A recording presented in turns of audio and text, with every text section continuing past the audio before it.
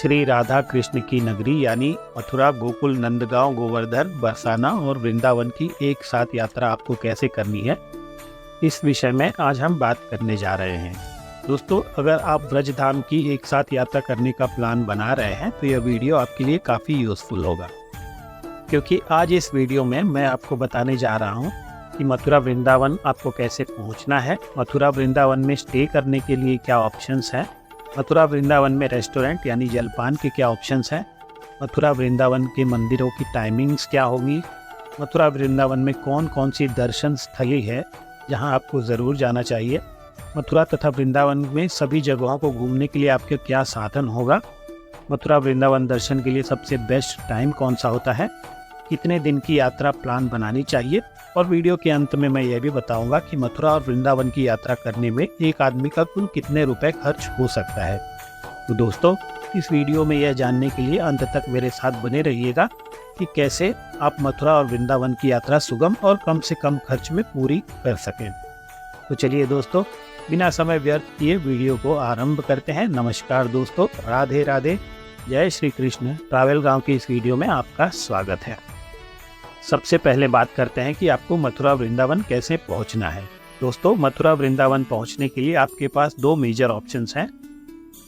पहले ऑप्शन की अगर हम बात करें तो आप बाय ट्रेन मथुरा आ सकते हैं। यदि आप ट्रेन से आना चाहते हैं तो नज़दीकी रेलवे स्टेशन है Mathura junction railway station.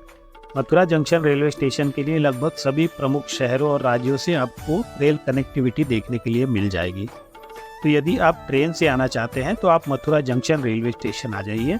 Mathura से वृंदावन मात्र 14 किलोमीटर की दूरी पर है, तो आप ज़्यादा से ज़्यादा 30 मिनट में मथुरा रेलवे स्टेशन से वृंदावन पहुंच सकते हैं। मथुरा रेलवे स्टेशन से जैसे ही आप बाहर आएंगे आपको रिक्शा स्टैंड दिखेगा, जहां से आपको ऑटो रिक्शा शेयरिंग में भी ले जाते हैं, और अगर आप रिजर्व करके ले जाना चाहते हैं तो रिजर्व करके भी ले जाते हैं। शेयरिंग में पर पर्सन का 40 रुपया किराया होता है, और रिजर्व करने के लिए आप बार्गेनिंग वहां कर सकते हैं। या फिर आप बस स्टैंड जा सकते हैं, जहां से आपको बैटरी वाली AC बसेस मिलेगी। जो आजकल इलेक्ट्रिक बसेस चली हैं वो आपको मात्र 35 रुपये में वृंदावन के प्रेम मंदिर तक पहुंचा देंगी। दूसरा ऑप्शन है फ्लाइट। अगर आप फ्लाइट से आना चाहते हैं तो आगरा या दिल्ली एयरपोर्ट तक फ्लाइट से आ सकते हैं। आगरा एयरपोर्ट से बाय रोड 72 किलोमीटर और दिल्ली एयरपोर्ट से बाय रोड वृंदावन की दूरी लगभग 160 किलोमीटर है। इस प्रकार आप बाय रोड वृंदावन तक पहुंच सकते हैं। अगर आप लॉन्ग ड्राइव करना पसंद करते हैं तो आप अपनी गाड़ी से भी आ सकते हैं। अगर आपके पास अपनी गाड़ी हो तो आपकी यात्रा बहुत सुगम हो जाती है। अब बात करते हैं कि मथुरा वृंदावन में स्टे करने के लिए क्या क्या ऑप्शंस हैं। स्टे करने के लिए आपको डॉर्मेट्री मिल जाएंगी और होम स्टे मिल जाएंगे, जिसे धर्मशाला या आश्रम कहते हैं, और बढ़िया से बढ़िया लग्जरी होटल्स भी अवेलेबल है वृंदावन और मथुरा में। तो अगर आप केवल मथुरा और वृंदावन घूमना चाहते हैं तो मथुरा जंक्शन रेलवे स्टेशन उतरकर आप सीधे वृंदावन चले जाइए। वहाँ पर आप अपने बजट के अनुसार रूम बुक कर लीजिए। अगर हम धर्मशाला और आश्रम की बात करें तो 700 रुपये से लेकर 1200 रुपये तक आपको रूम अवेलेबल है, और अगर आप लग्जरी होटल की बात करें तो आप 1000 रुपये से लेकर 5000 6000 जितना भी आपका बजट है उस हिसाब से आप रूम बुक कर सकते हैं। और पहले दिन आप वृंदावन घूम लीजिए, और नेक्स्ट डे जब आपको ट्रेन पकड़नी हो तो इंश्योर कीजिए कि आप शाम की ट्रेन बुक करें, ताकि एक दिन आप मथुरा में दे सकें। तो आप मथुरा पूरा दूसरे दिन घूम के और शाम को वहां से ट्रेन पकड़ सकते हैं। आपकी सुविधा के लिए मैंने इस वीडियो के डिस्क्रिप्शन बॉक्स में कुछ आश्रमों के कॉन्टैक्ट डिटेल्स दे रखे हैं। आप चाहें तो डिस्क्रिप्शन बॉक्स में कॉन्टैक्ट डिटेल्स चेक कर सकते हैं। केवल मथुरा और वृंदावन घूमने के लिए आपको 3 दिन और 2 रात सफिशिएंट है।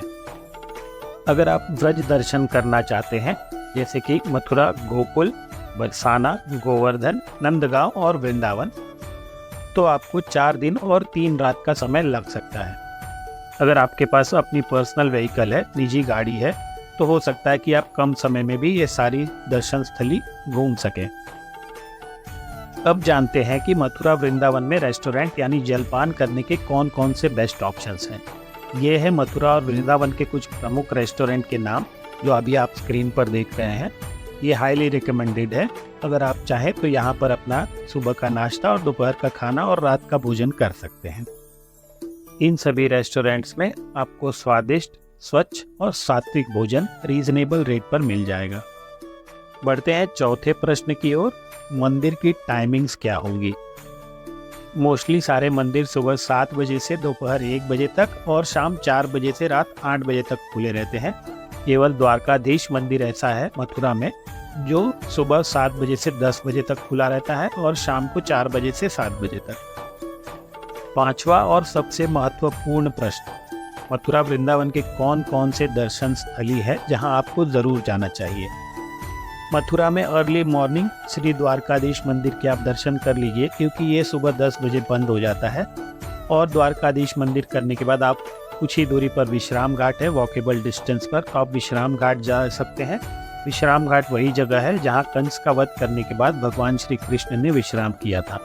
विश्राम घाट से कुछ ही दूरी पर कंस किला है, आप चाहे तो कंस किला के भी दर्शन कर सकते हैं। और कंस किला से कुछ ही दूरी पर है पोतरा कुंड। पोतरा कुंड वह जगह है जहाँ पर कृष्ण जब छोटे थे तो उनके वस्त्र धोए जाते थे। और पोतरा कुंड के बाद आप चले जाइए श्री कृष्ण जन्मभूमि में। बहुत ही सुंदर, बहुत ही बड़ा मंदिर है, लेकिन यहाँ पर आपको मोबाइल और कैमरा वगैरह ले जाना अलाउड नहीं। इन सभी स्थानों पर जाने के लिए आपको ई रिक्शा ईजिली अवेलेबल है जो 10 से 20 रुपए चार्ज करेंगे और इन स्थानों पर आपको दर्शन करवा देंगे। तो अगर आपने व्रज दर्शन प्लान किया है तो मथुरा के बाद आप गोकुल चले जाइए। गोकुल में नंद महल और 84 खंबा मंदिर के दर्शन कर लीजिए। ये वही स्थान है जहाँ पर श्री कृष्ण ने अपनी बाल लीलाएं की थी माँ यशोदा और नंद बाबा के साथ में। यहाँ पर उनके घर हैं। 84 खंबा मंदिर लगभग 5250 साल पुराना है, जिसे स्वयं श्री विश्वकर्मा जी ने बनाया था और इसमें 80 खंबे स्थापित किए थे। और 4 खंबे ऐसे हैं जो स्वयं ब्रह्मा जी ने स्थापित किए हैं, जो 4 युग के प्रतीक हैं, सतयुग, त्रेता युग, द्वापर युग और कलयुग। नंद महल और 84 खंबा दर्शन करने के बाद आप ब्रह्मांड घाट जा सकते हैं। ब्रह्मांड घाट वही स्थान है जहाँ पर भगवान श्री कृष्ण ने अपने मुख में माँ यशोदा को ब्रह्मांड के दर्शन कराए थे। और ब्रह्मांड घाट से 500 मीटर की दूरी पर है चिंताहरण महादेव मंदिर और चिंताहरण घाट। जब भगवान श्री कृष्ण के मुख में ब्रह्मांड का दर्शन करके माँ यशोदा चिंतित हो गई थी तो इसी चिंताहरण घाट पर स्वयं महादेव प्रकट होकर उन्होंने भगवान श्री कृष्ण की वास्तविकता माँ यशोदा को बताई थी और उनकी चिंता का हरण किया था। इसी वजह से इसका नाम चिंताहरण घाट पड़ा है। तो अब शाम हो जाएगी तो शाम 4 बजे खुल जाएगा रमण रेती मंदिर। रमण रेती मंदिर दोपहर 1 बजे बंद हो जाता है और शाम 4 बजे से 8 बजे तक खुला रहता है। तो आप वहाँ पर जाकर श्री रमण बिहारी लाल जी के दर्शन भी कर लीजिए। और मंदिर के ठीक पीछे ही है रमण रेती, जहाँ वृद्ध लोग भी रेत में लोट कर आनंद लेते हैं। और सबसे मज़े की बात है कि जब आप वहाँ पर से निकलते हैं बाहर तो रेत का एक भी कण आपके साथ नहीं जाता है, सारा का सारा रेत वहीं रह जाता है। तो आप भी रेत में लौटकर रेत का आनंद लीजिए। वहाँ पर भगवान श्री कृष्ण के पद्म चिन्ह बनाए जाते हैं अपने हाथों से और वहाँ पर उनके पूजा की जाती है। तो आप भी ऐसा कर सकते हैं। अगर गोकुल में ही काफ़ी देर हो जाती है तो आप मथुरा आकर वहाँ स्टे कर सकते हैं, या फिर आप मथुरा से वृंदावन जा सकते हैं और वृंदावन में रूम लेकर वृंदावन में स्टे कर सकते हैं। नेक्स्ट डे आप श्रीधाम वृंदावन के दर्शन कर सकते हैं।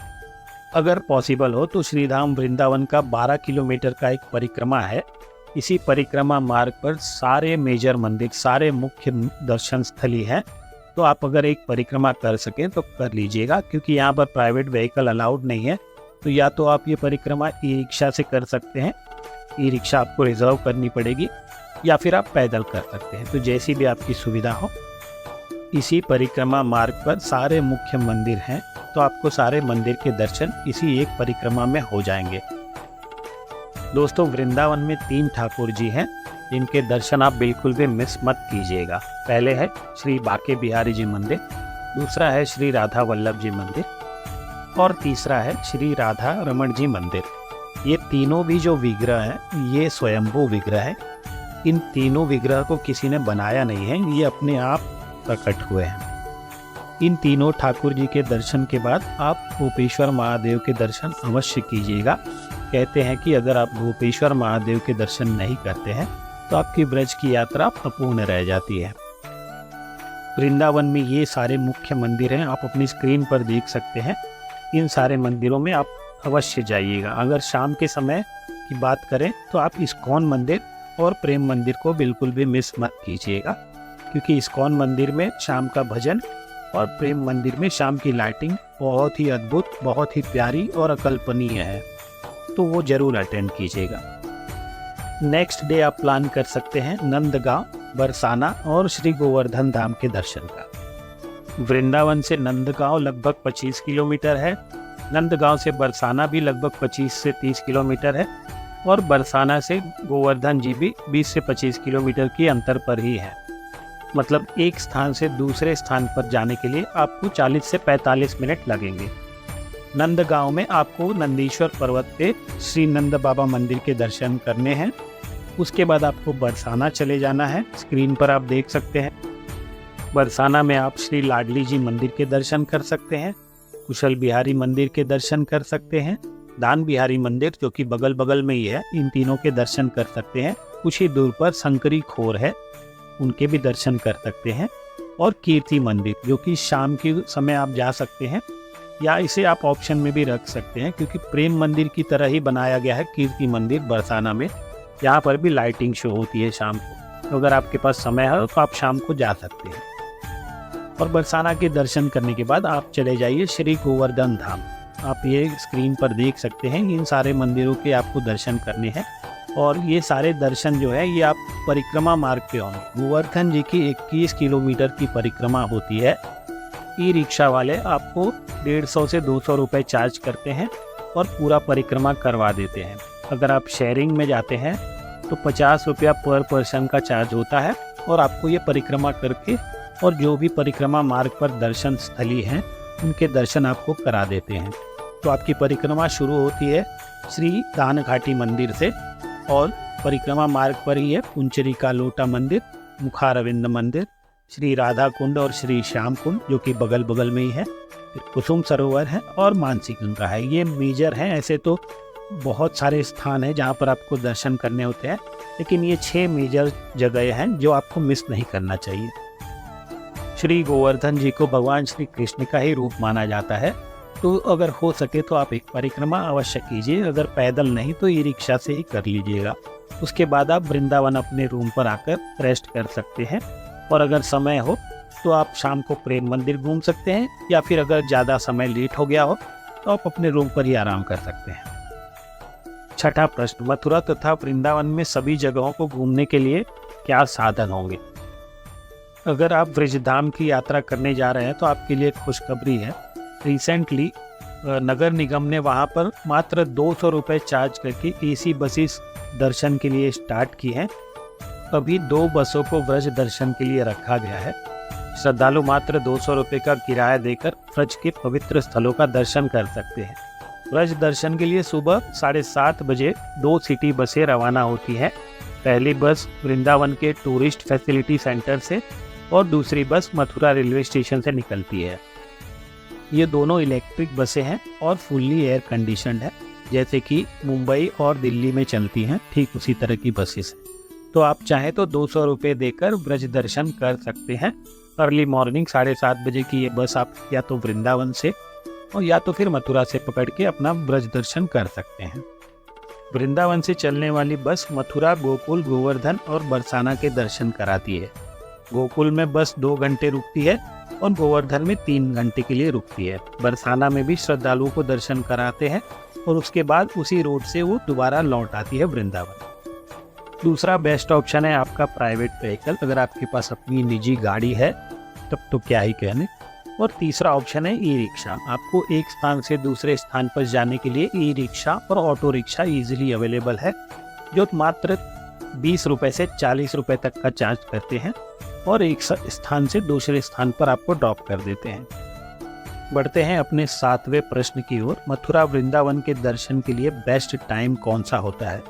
तो दोस्तों, मथुरा वृंदावन अगर आप जाना चाहते हैं तो अक्टूबर से मार्च के बीच में ही जाइएगा, क्योंकि गर्मी में और बारिश में वहाँ का तापमान बहुत ही गर्म होता है, तो आप ठीक से घूम नहीं पाएंगे।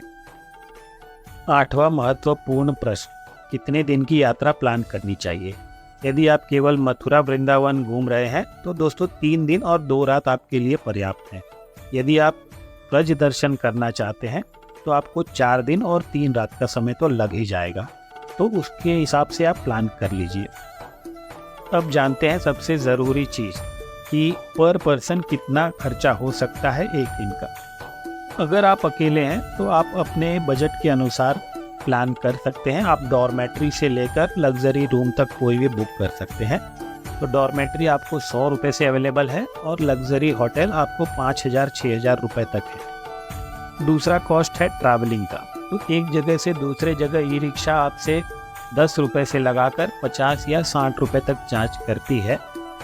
तो ज़्यादा से ज़्यादा पर डे आपका 500 रुपये का ट्रैवलिंग कॉस्ट खर्चा होगा। और बात करें अगर फूड की, खाने पीने की, तो मैक्स टू मैक्स दोनों समय का मिला के 500 रुपये तक का आपका फूड का खर्चा होगा पर हेड।